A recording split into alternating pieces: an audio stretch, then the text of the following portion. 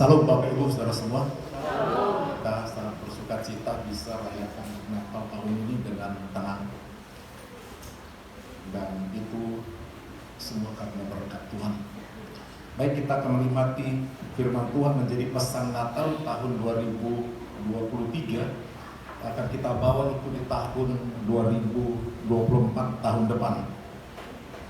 Kita buka Injil Lukas pasal 2 ayat 8 sampai ayat yang ke-20.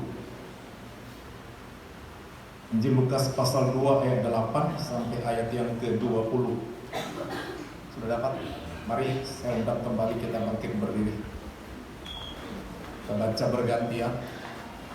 Saya mulai dari ayat yang ke-8.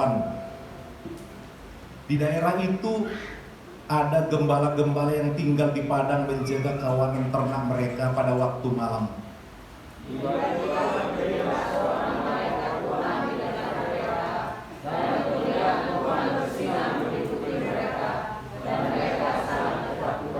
Lalu kata malaikat itu kepada mereka, "Jangan takut, sebab sesungguhnya aku memberitakan kepadamu kesukaan besar untuk seluruh bangsa.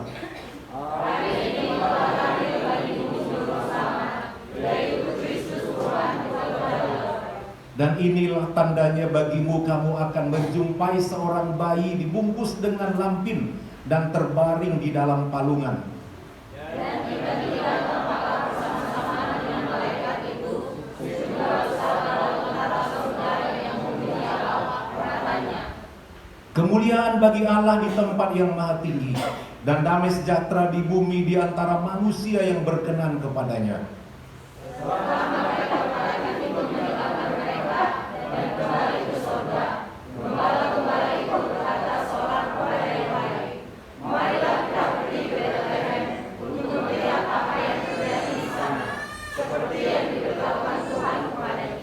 Lalu mereka cepat-cepat berangkat dan menjumpai Maria dan Yusuf dan bayi itu yang sedang berbaring di dalam palungan. Dan ketika mereka melihatnya, mereka memberitahukan apa yang telah dikatakan kepada mereka tentang hal itu. Dan semua orang yang mendengarnya heran tentang apa yang dikatakan gembala-gembala itu kepada mereka. Tetapi Maria menyimpan segala perkara itu di dalam hatinya dan maka kembalilah gembala-gembala itu sambil memuji dan memuliakan Allah karena segala sesuatu yang mereka dengar dan mereka lihat, semuanya sesuai dengan apa yang telah dikatakan kepada mereka. Puji Tuhan. Silakan duduk. Yang berbahagia adalah kita yang mau mendengarkan firman Tuhan. Saudara kekasih, kelahiran Tuhan Yesus diceritakan oleh seorang ahli kesehatan, yaitu Dr. Lukas. Sebab Lukas adalah seorang tabib yang zaman sekarang disamakan dengan seorang dokter. Dia memiliki ahli tentang pengobatan dan merawat orang sakit. Setiap penulis, latar belakangnya dipakai oleh Tuhan untuk gaya menulisnya. Tadi malam kita mendengar Injil Matius, gaya Matius, bagaimana dia menjelaskan, dia menyurati surat itu kepada orang Yahudi, sehingga karena orang Yahudi itu sangat memperhatikan darah atau keturunan silsilah untuk membersihkan mereka tidak campur dengan darah lain karena mereka bangsa pilihan. Keturunan daripada Yesus itu, siapa Yesus itu, dia urut supaya orang Yahudi bisa percaya kepada Yesus sebagai Tuhan, bahwa dari keturunan mereka anak Abraham dikatakan, terus anak Daud. Yusuf pun dipilih bukan dari marga lain tetapi dari marga Daud, keturunan Daud. Bukan sebab Maria juga demikian, dari kota Betlehem leluhurnya. Sudah diurus sedemikian rupa supaya orang Yahudi itu mau menerima Yesus, bahwa orang Yahudi menantikan juru selamat dan Tuhan kirimkan juru selamat itu, yaitu Tuhan Yesus, tetapi mereka tidak menerimanya. Itulah gaya daripada Matius ditujukan kepada orang Yahudi. Karena kita melihat Dr. Lukas, karena dia orang pintar, dia pun mau tunjukkan alamatnya, alamat surat itu pada orang yang pintar juga. Karena banyak sekali orang mengandalkan pikirannya bahwa orang kaya itu mesti tunduk juga. Sehingga kita melihat Injil Lukas ini didahului di pasal 1, dikatakan pendahuluan. Kalau saudara buka Alkitab saudara di pasal 1 ayat 1, pendahuluan. Theophilus yang mulia, banyak yang telah berusaha menyusun suatu berita tentang peristiwa-peristiwa yang telah terjadi di antara kita, seperti yang disampaikan kepada kita oleh mereka dari semula adalah saksi-saksi mata dan pelayan firman. Karena itu, setelah aku menyelidiki segala peristiwa itu dengan seksama dari asal mulanya, aku mengambil keputusan untuk membukukannya dengan teratur bagimu, supaya engkau dapat mengetahui bahwa segala sesuatu yang diajarkan kepadamu sungguh benar. Tuhan memakai guru pengajar untuk membuat ada murid pintar dan muncul ilmuwan, dan dari ilmu pengetahuan teknologi banyak berkat sama kita. Dan pengaruh teknologi dalam pemberitaan Injil luar biasa. Injil melalui internet, ada mikrofon, ada televisi, dan berbagai media bisa dipakai untuk pelayanan, saudara. Nah, Dr. Lukas ini mau menyurati seorang pejabat, Theophilus. Udah banyak didengarnya berita-berita tentang sang juru selamat itu. Dia kumpul-kumpul semuanya. Dia masih ragu menerima itu dengan sepenuhnya. Itulah sebabnya Lukas saksi mata kehidupan Tuhan Yesus. Saksi mata. Keindahan daripada Alkitab sebagai kitab suci, penulisnya saksi mata. Lain dengan kitab tetangga. Mereka bercerita tentang Musa. Tidak ada si penulis itu yang bisa menceritakan benar, karena agama dia baru muncul terakhir ini. Dia hanya cerita menurut buku kuning, menurut buku ini, menurut si ini. Tidak ada saksi. Sampai salah menceritakan Yesus dikatakan Isa lahir di bawah pohon korma. Gimana mungkin lahir di bawah pohon korma? Kita bukan cerita itu, ini tentang fakta kelahiran Yesus. Saksi mata Matius. Setelah mereka mendengar banyak peristiwa-peristiwa, satu-satu membukukan. Matius membukukan, giliran Dr. Lukas juga membukukannya, supaya ada peninggalan, supaya bisa dibaca orang, supaya orang semua bisa terima Tuhan Yesus melalui cetakan. Pada waktu itu belum cetakan, ditulis melalui kulit kayu. Sedemikian rupa, sangat tipis boleh ditulis. Itu peninggalannya dan diterjemahkan sampai sekarang dengan ke berbagai bahasa. Tujuannya dia menulis adalah supaya Theophilus mengetahui bahwa segala sesuatu yang diajarkan itu benar. Kalau saudara mendengarkan khotbahnya orang Kristen, itu sesuai dengan fakta sejarah. Semua tidak dongeng. Fakta sejarah. Kalau dikatakan adalah raja ini, benar dulu ada raja itu. Pada zaman sekian hiduplah yang bernama ini, semua alam yang terjadi juga demikian. Itu secara geografis semua benar, secara fakta. Itulah Alkitab. Dan ditulis dan dikhotbahkan kepada kita juga di hari Natal ini, supaya kita mengetahui kebenaran. Dan kebenaran itu yang memerdekakan kita, saudara, sehingga kita tidak lagi meraba-raba tentang keselamatan. Firman Tuhan dikatakan adalah pelita. Saudara tahu sendiri fungsi pelita bagi kaki kita dalam berjalan di dunia ini. Di dunia ini sampai nanti kaki terakhir berjalan saat kita meninggal. Kita jelas perjalanan kita menuju terang itu, yaitu Tuhan Yesus. Melalui firman Allah, perlu firman Tuhan diberitakan. Karena firman Tuhan adalah pelita bagi kaki kita semua dan terang bagi jalan kita, jalan yang lurus, satu-satunya yang membawa kita kepada keselamatan. Dalam bacaan tadi diceritakan bahwa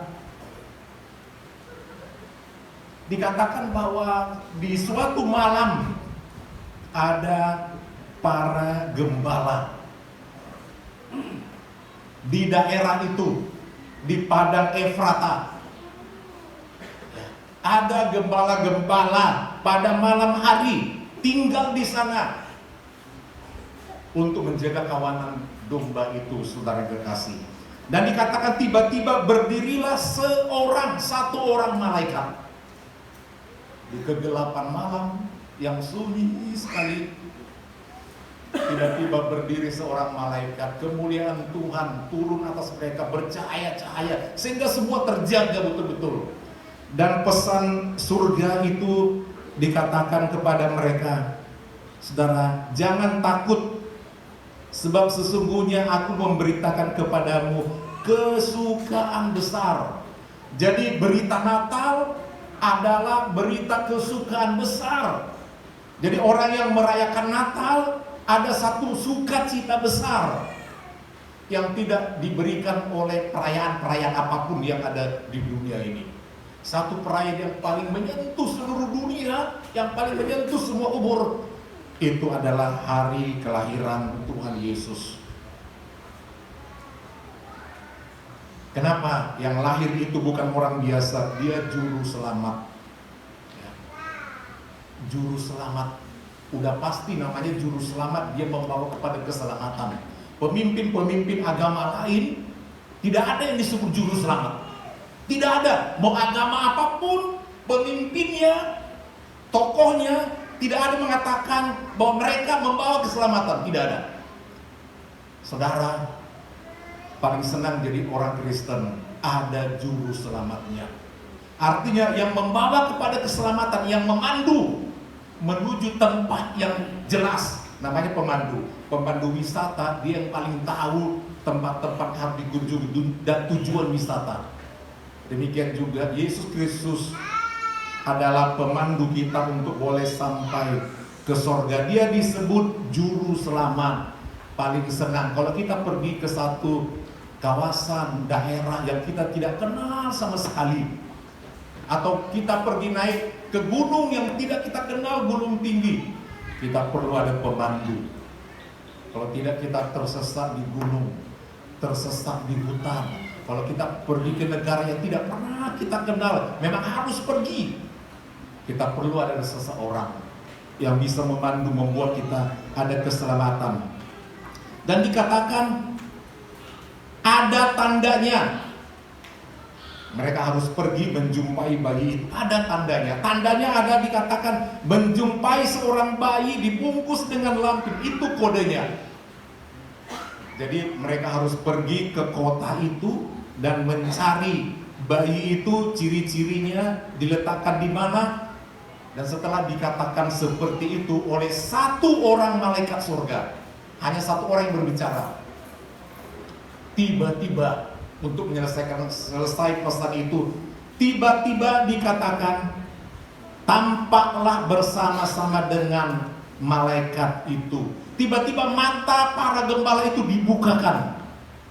Tadi hanya boleh melihat satu orang karena fokus untuk berbicara, menyampaikan pesan surga.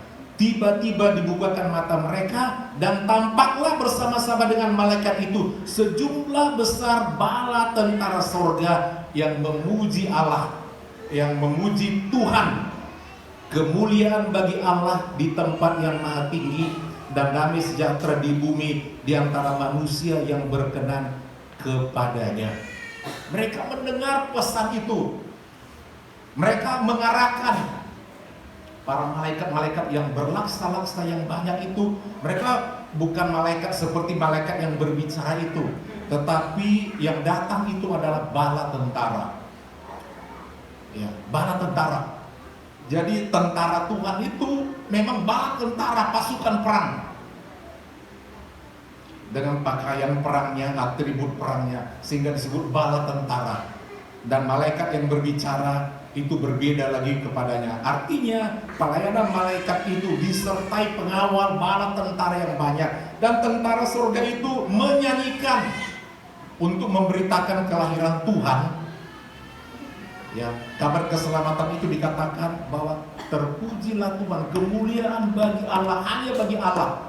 Dan yang kedua, damai di bumi di antara manusia. Damai sejahtera di bumi di antara manusia yang berkenan kepadanya. Kemudian mereka bergegas langsung pergi mencari bayi yang lahir itu.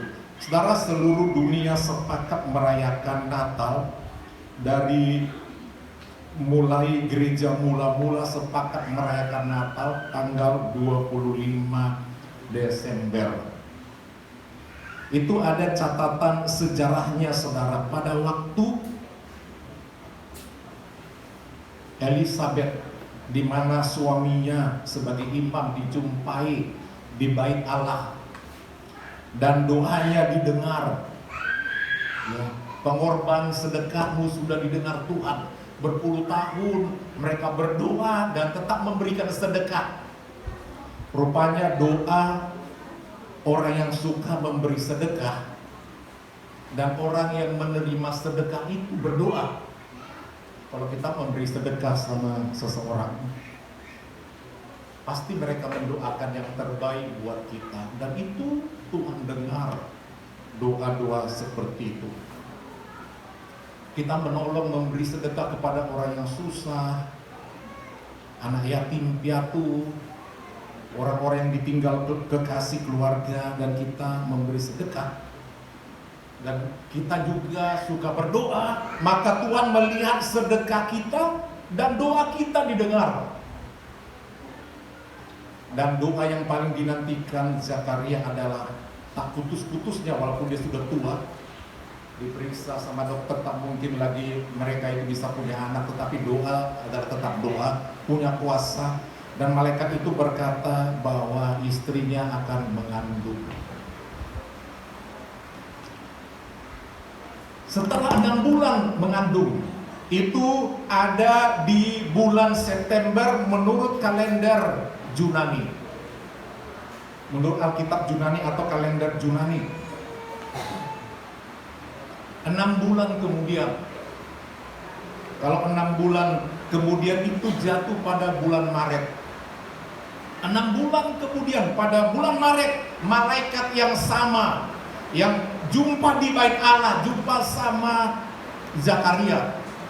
Malaikat yang sama, Gabriel, jumpa dengan seorang anak darah yang masih muda belia di bulan Maret.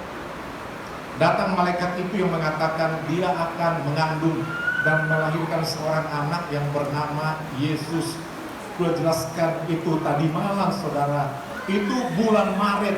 Bulan Maret menurut kalender Yahudi, bulan Maretnya orang Yunani, kalender Yunani itu disamakan dengan bulan ke-6 untuk kalender Yahudi. Bulan Maret itu sama dengan bulan yang ke-6. Di Alkitab kita dikatakan karena berbahasa Yunani, perjanjian baru, bulan 6 sama kita bulan Juni. Tapi untuk kalender Yahudi itu bulan Maret. Nah, dari bulan Maret, April, Mei, Juni, Juli, Agustus, September, Oktober, November, Desember, tepat 9 bulan. Dan secara tradisi sudah 1900 tahun yang lalu dunia merayakan Natal tanggal 25 Desember. Itu sebabnya di seluruh dunia ada disebut dengan malam Natal 25 Desember. Itu tidak tertulis di Alkitab, hanya secara tradisi lisan ke lisan. Banyak orang berkata, gak mungkin ada gembala di padang pada bulan itu, bukan kan bersalju di Israel untuk daerah itu. Tidak, kecuali di Gunung Hermon ada kalanya memang di situ salju. Itu pun tidak selalu ada untuk menggenapi firman Tuhan, saudara. Jadi saudara bersuka cita karena kita boleh rayakan Natal tahun ini 25 Desember 2023, sebab kira-kira 1900 tahun yang lalu perayaan Natal yang sama telah dirayakan pada tanggal 25 Desember. Kita melihat, saudara, bahwa para gembala tadi segera mereka pergi. Di situ mereka mendengar Di situ mereka mendengar kabar itu pada malam itu. Ya, engkau akan menjumpainya ya di palungan, dibungkus dengan kain lampin. Saudara, firman Tuhan di hari Natal ini adalah usaha berjumpa dengan juru selamat. Kita tahu bahwa upaya dari Bapa di sorga untuk menyelamatkan kita, dia bekerja sedemikian rupa, dia berusaha. Bahwa keselamatan itu tidak sekedar cuma-cuma, diperlukan usaha. Jadi untuk menyelamatkan kita manusia, Allah itu harus menjadi manusia. Itu usaha. Dia menjadi daging dalam rupa Yesus Allah itu, dan dilahirkan melalui perawan Maria, saudara yang kekasih. Jadi upaya daripada Allah menjadikan dirinya, firman itu menjadi manusia, yang disebut dengan anak Allah. Tapi juga disebut anak manusia karena lahir dari seorang manusia. Itu upaya daripada Tuhan. Dan sukacita pertama adalah di hari Natal. Sehingga dikatakan kesukaan besar. Amin Bapak Ibu. Tapi tidak sampai di situ saja kesukaan besar. Kesukaan besar yang kedua, di situ Tuhan Yesus harus wafat untuk mengorbankan dirinya untuk pengampunan dosa. Itu sebabnya hampir di semua gereja di tanggal 25 secara umum memang mengadakan perjamuan kudus untuk mengingat bahwa Yesus datang, dia lahir, dia mati, dia bangkit, dia naik ke sorga. Itu adalah satu paket yang harus kita ingat di dalam masa kelahiran Tuhan Yesus. Kita juga mengingat akan masa wafatnya, Bapak Ibu Saudara. Jadi upaya dari Tuhan menyelamatkan itu ada. Kita hanya sekedar bilang, ya percaya. Ada upaya untuk selamat. Itu sebabnya ketika datang kabar itu dari malaikat yang disaksikan oleh bala tentara surga yang banyak sekali bernyanyi. Jadi saudara, surga gembira. Yesus datang ke dunia, surga bernyanyi. Itu sebabnya kita juga di hari Natal harus nyanyinya juga penuh dengan sukacita, dengan semangat, dengan hikmat, bernyanyi kepada Tuhan. Karena kesukaan besar, kemuliaan bagi Allah, mulialah Tuhan, hati yang mulia, rela memberikan dirinya, anaknya, datang ke dunia, mencoba menjadi manusia untuk menyelamatkan miliaran manusia yang terhilang. Untuk dicari Yesus sebagai gembala, dia harus lahir di kandang domba untuk menggambarkan dia adalah gembala bagi domba. Mesti lahir di kandang domba, mesti, karena dia adalah gembala bagi domba. Dan tujuannya adalah merawat domba dan mencari domba yang hilang itu. Jadi ada upaya, ada pengorbanan untuk selamat. Jadi harga keselamatan itu mahal. Kelahiran Tuhan Yesus yang rela menjadi paling hina, dan juga dia disalibkan menjadi orang yang terkutuk disalib supaya kita bisa diselamatkan. Nah, pesan Natal itu datang kepada para gembala. Saudara, gembala adalah pada zaman itu, gembala adalah kelompok orang yang paling rendah, disamakan dengan penghinaannya kepada bea cukai atau orang berdosa. Pada zaman itu seperti itu. Mereka adalah orang yang kasar, tidak dianggap. Tetapi bagi dunia tidak dianggap, tapi bagi Allah dia dianggap. Seolah-olah Tuhan mau mengatakan, aku ini yang mulia datang ke dunia menjadi hina, dihina seperti gembala-gembala dihina. Aku mau menjadi gembala bagi orang-orang, bagi domba-domba. Dia harus lahir di kandang domba karena dia harus menjadi gembala.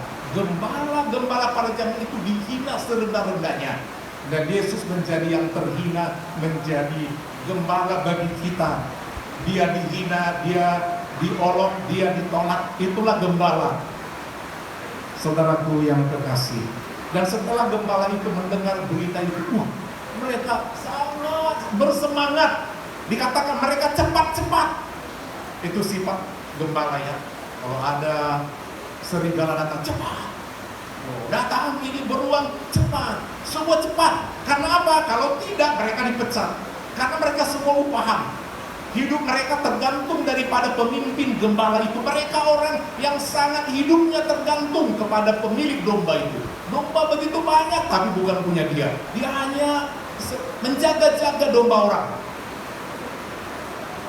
Dia tidak ada harganya, saudara. Kalau dia nanti salah mengerjakan, dia dipecat. Dia sangat hina sekali.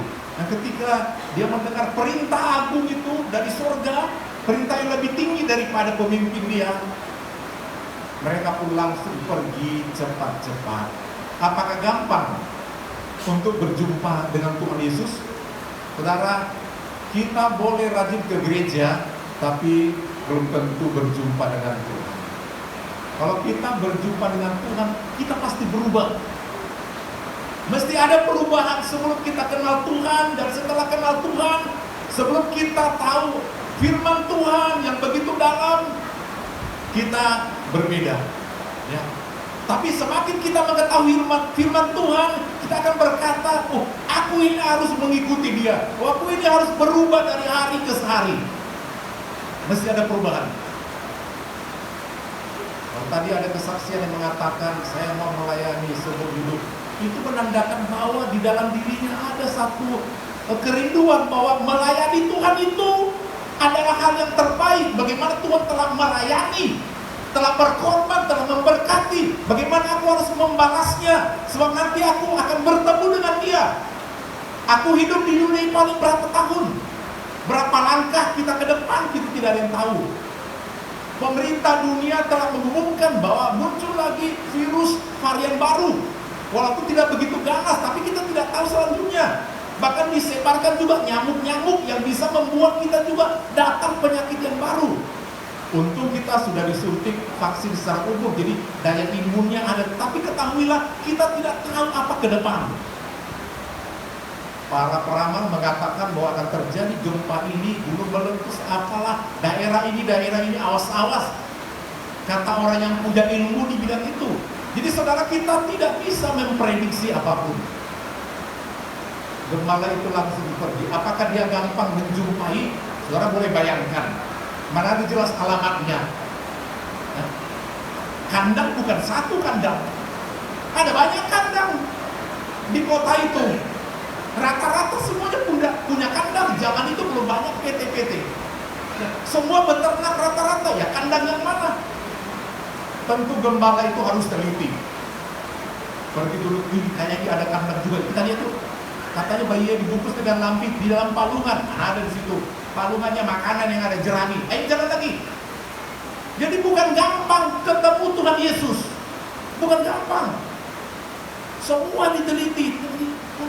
Karena tidak lazim ada bayi diletakkan di palungan. Tidak lazim. Tapi mereka harus mencari. Itulah karena mereka sudah biasa kerja keras mencari dan mencari. Dan setelah menemukan, oh ini ada seorang bayi dibungkus kain lampin. Ini ada orang tuanya. Mereka menyembah dan mereka menceritakan, ya, karena mereka teliti dulu. Oh benar, letaknya kira-kira bagian, ya, seorang wanita begini dibungkus kain lampin. Oh benar. Baru mereka cerita kepada Maria dan Yusuf.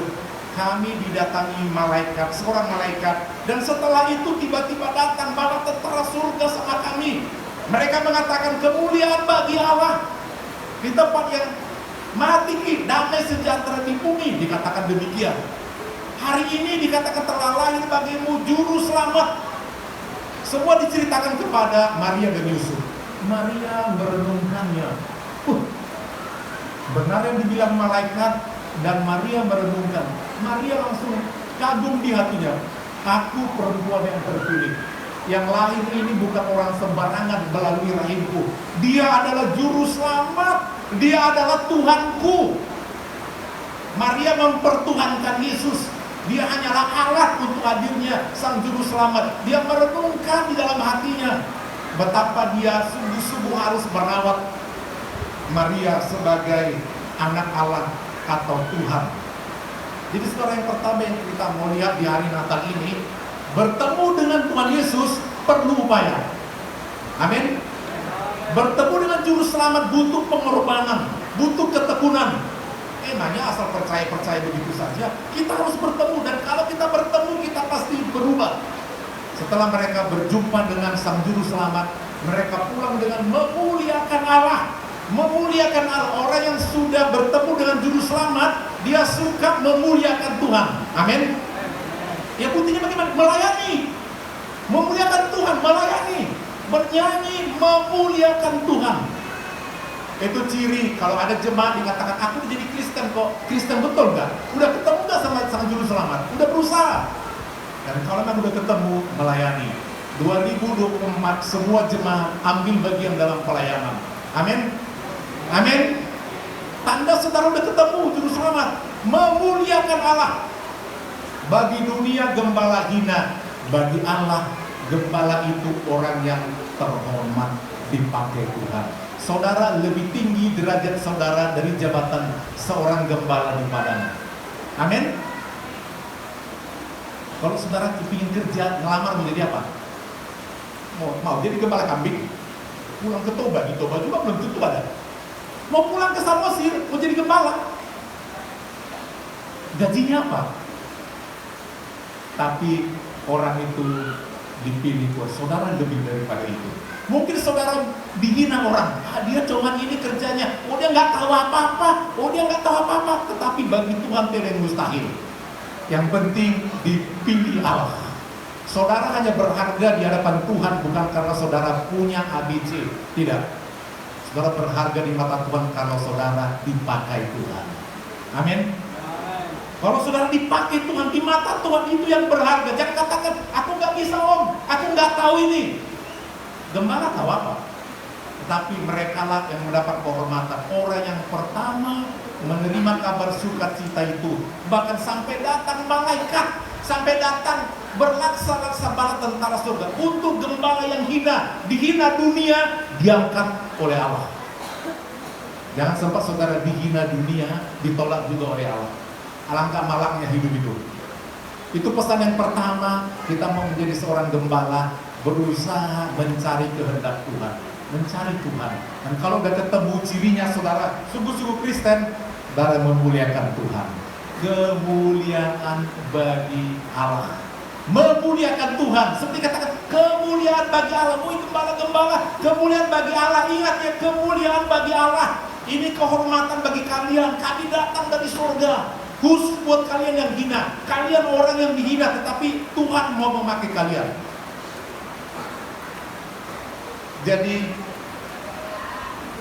Dr. Lukas mau mengingatkan, walaupun dia orang ilmuwan, mau menyadarkan dirinya, Tuhan itu, sebab hanya Lukas yang cerita itu.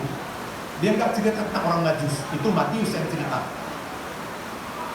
Wah, Tuhan itu rupanya memilih semua orang. Memilih. Theophilus, ingat ya, gembala dipakai. Dia nggak cerita tentang orang Majus kepada Theophilus yang berpangkat yang mulia. Theophilus, ingat ya, Tuhan pakai gembala. Kau juga harus mau dipakai oleh Tuhan. Sengaja ditulis surat itu, diceritakan yang hina saja dipakai Tuhan untuk memuliakan nama Tuhan. Tentu dalam Injil Matius dikatakan orang Majus. Siapa kira-kira lebih gampang untuk bisa menemukan Tuhan Yesus di masa kelahirannya? Siapa kira-kira yang paling gampang? Gembala? Memang gembala agak repot ya. Semua teliti, semua kandang-kandang orang. Bisa-bisa dibilang, ngapain bilang mau mencuri ya? Seperti itu. Tapi mereka menyukai. Kalau orang Majus, lain lagi. Mereka orang pintar. Mereka turunan bangsawan, turunan raja. Ilmu yang tinggi sekali dan mereka menemukan bintang. Dan kemudian dia mengatakan bintang itu bintang yang berbeda, disebut dengan bintang Bethlehem. Kerajaan Israel membuat negaranya dalam simbol bintang Daud. Dua segitiga dilapis bersilang menjadi bintang. Itu gambaran bintang Daud. Kristus anak Daud, lahir di kota Daud. Anak Yusuf, anak Daud. Itu bintang Daud, bintang benderanya Israel. Dengan warna ada biru menggambarkan kuasa dari langit. datangnya bintang itu. Dan mereka menjadi bintang dunia di semua ilmu pengetahuan. Banyak ilmu yang dipakai di dunia ini, ilmunya asalnya dari penemu-penemu Yahudi Israel. Karena apa? Mereka dipilih menjadi bintang. Bintang.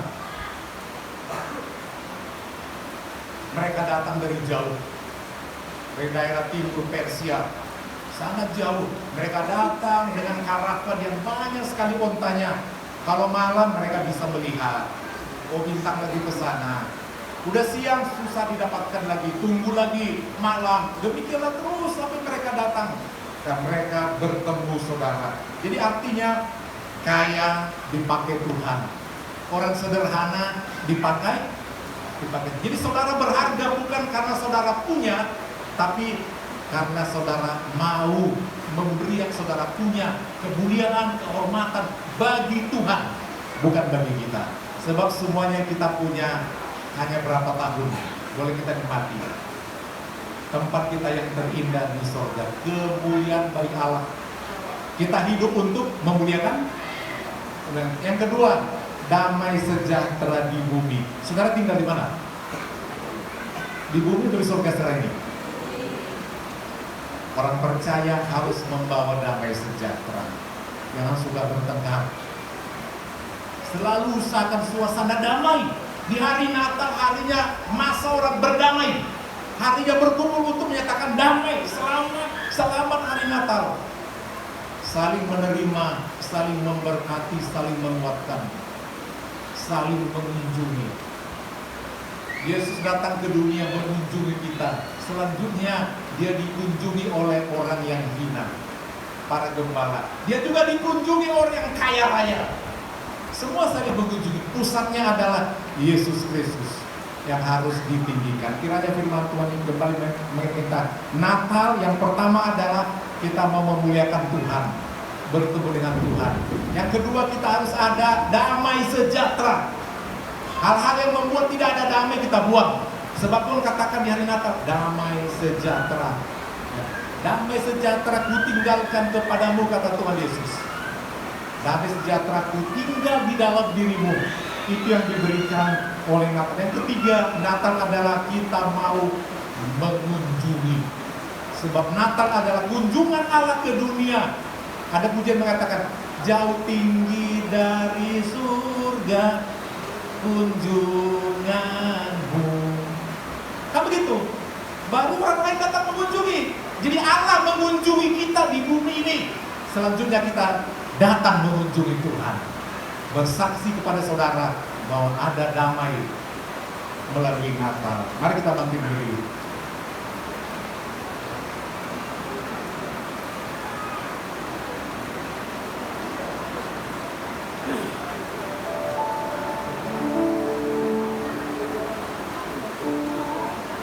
Kau Allah yang setia,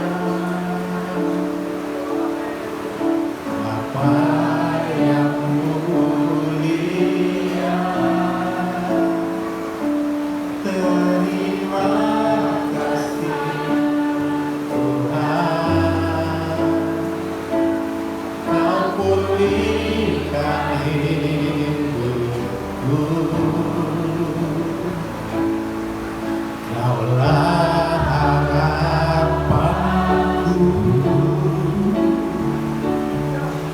hidupku dalammu. Terima kasih Tuhan, Kau selamatkan hidupku. Dengan apakah segala kebaikan-Mu?